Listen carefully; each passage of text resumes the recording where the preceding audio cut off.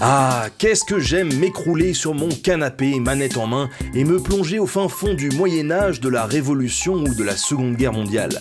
Mais je ne sais pas vous, il y a comme un truc qui me chiffonne dans la plupart des jeux vidéo qui utilisent l'histoire d'une manière ou d'une autre. C'est vrai ça. Quand je regarde mes livres d'histoire et le résultat à l'écran, il y a quand même une différence. Ces jeux sont bourrés de clichés historiques. Des vikings avec des casques à cornes dans Skyrim, des temples mystiques en ruine et une archéologue badass qui privilégie les flingues à la truelle dans Tomb Raider, une tendance à représenter l'époque médiévale de façon toujours très violente comme dans For Honor, ou encore une petite musique typiquement orientale pour créer une ambiance dans Prince of Persia. Alors pourquoi les jeux vidéo qui se situent dans un contexte historique tombent-ils si souvent dans la caricature ? Pour commencer à répondre à cette question, je vous propose une petite démonstration par l'absurde. Je vais créer un jeu dans lequel des poulpes venus de l'espace affrontent des vaches bipèdes. Ces hommes poulpes, j'en ferai des exilés qui ont fui leur monde où ils étaient persécutés, plutôt grands et carrés, avec un accent russe, peut-être slave. Et les vaches bipèdes, je les vois bien dans de grandes plaines comme on en trouve aux États-Unis. D'ailleurs, on peut les faire vivre dans des tipis, comme les Amérindiens. Elles pourraient pratiquer une certaine forme de chamanisme. Quoi, vous trouvez que je délire ? Et si je vous disais que ce que je suis en train de vous décrire, ce sont les protagonistes d'un des plus grands succès de l'histoire du jeu vidéo, World of Warcraft, qui compte plusieurs millions de joueurs à son actif. Et oui, car aussi absurde que peuvent paraître ces poulpes venus de l'espace et ces vaches bipèdes, tout s'évolue très naturellement dans un univers qui mélange habilement imaginaire débridé et gros clichés historiques. Un cliché historique, c'est un élément, une période ou des trucs aisément identifiables que tout le monde a en tête. Par exemple, bah tiens, il y a un château, il y a forcément un seigneur dedans. Les gens autour de lui sont forcément plus ou moins sous sa protection. C'est le cliché de la féodalité qui fait qu'on va pouvoir s'y retrouver à peu près dès qu'on va voir un château, quoi. Dans Warcraft, c'est typique. Les orques, c'est censé être des barbares, donc ils sont plus forts, hein, ils mangent, ils vendent plus de viande, ils vivent dans des huttes, ils sont vêtus de peau de bête. Et ça, c'est des clichés qui remontent à l'époque romaine, à l'Antiquité. On retrouve un peu la manière dont les Romains regardaient, par exemple, les Germains. Autant de façons de permettre aux joueurs de s'approprier l'univers du jeu pour servir la narration afin de rentrer dans le délire de ses créateurs. Le joueur, il n'est pas là pour avoir un cours d'histoire, il est là pour jouer avant tout, en fait. C'est aussi un débat pour les entreprises de jeux vidéo, parce que leur but, c'est de plaire à un public hyper diversifié qui se mondialise de plus en plus. Et donc, de fait, l'histoire propre à chaque pays, on va dire, se confronte à cette idée de vendre par-delà ses frontières. Dans Assassin's Creed Unity, qui est dédié à la Révolution française, l'éditeur doit ainsi mettre des symboles français très forts pour toucher le public américain ou japonais, comme la Marseillaise ou le drapeau français. Or, en 1789, il n'y a aucun de ces deux-là, mais on va les utiliser quand même, parce que sinon, au niveau commercial, c'est problématique.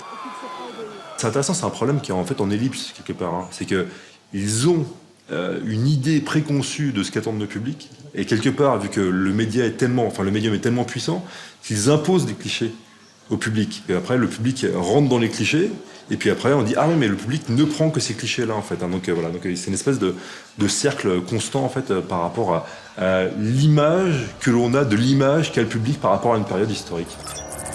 Once we were many. Est-ce que c'est bien ou mal d'utiliser ces clichés pour nous faire rentrer dans le jeu qui t'a parfois manqué de rigueur historique ? Ça, on en reparlera dans un autre épisode. Mais pourquoi a-t-on un besoin viscéral de retrouver ces stéréotypes pour se rassurer ? C'est vrai ça, ils viennent d'où ces clichés ?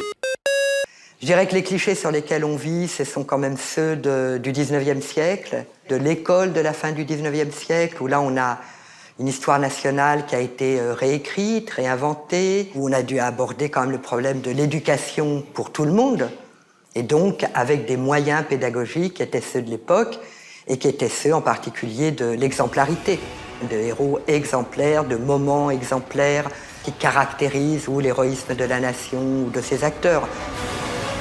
À cette époque, on fabrique alors des icônes, des héros de la nation, ou bien on noircit des pans entiers de notre histoire. On est habitué à ces représentations d'un Moyen-Âge sombre, qui est véhiculé par les stéréotypes qui ont même été construits par l'éducation nationale, par la Troisième République notamment, qui, à travers une propagande pro-républicaine, a déconstruit tout ce qui pouvait être représentation positive du Moyen-Âge. peut trouver finalement l'origine de ces clichés dans la recherche d'un roman national. En Chine, par exemple, il y a l'histoire des Trois Royaumes. En France, notre roman national se tourne autour de la Bastille de 1789. Évidemment, dans cette histoire, on va avoir besoin, chaque nation, chaque citoyen, de symboles forts. Ok, compris. Mais il reste une question. S'il existe autant de romans nationaux que de nations, pourquoi a-t-on l'impression de voir toujours les mêmes clichés ? Il est évident que la production de clichés se fait de quelque part. Et souvent chez les deux plus grands producteurs de jeux vidéo, les États-Unis, le pays de naissance du jeu vidéo, et puis finalement, le cousin lointain, le Japon.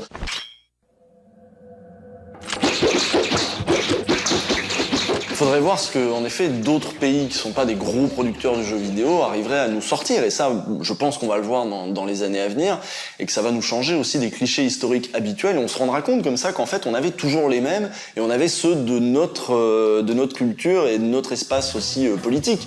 S'il y avait des jeux d'Amérique du Sud, je pense que ce serait beaucoup plus souvent les Américains les méchants dans les histoires. Finalement, il ne faut pas oublier que par rapport aux autres médias, le jeu vidéo est encore très jeune. Si l'on prend conscience de l'absurdité des clichés que l'on consomme, les choses peuvent peut-être basculer. Après tout, si les créateurs de jeux abusent des clichés, c'est parce que nous le voulons bien. C'est peut-être à nous, les joueurs, de faire des efforts, d'être plus exigeants pour sortir de notre zone de confort afin de casser ces clichés. Parce que quand on entend les équipes d'Ubisoft nous parler de leur vision de l'histoire dans les jeux, on comprend bien que les choses ne sont pas aussi simples qu'on voudrait le croire.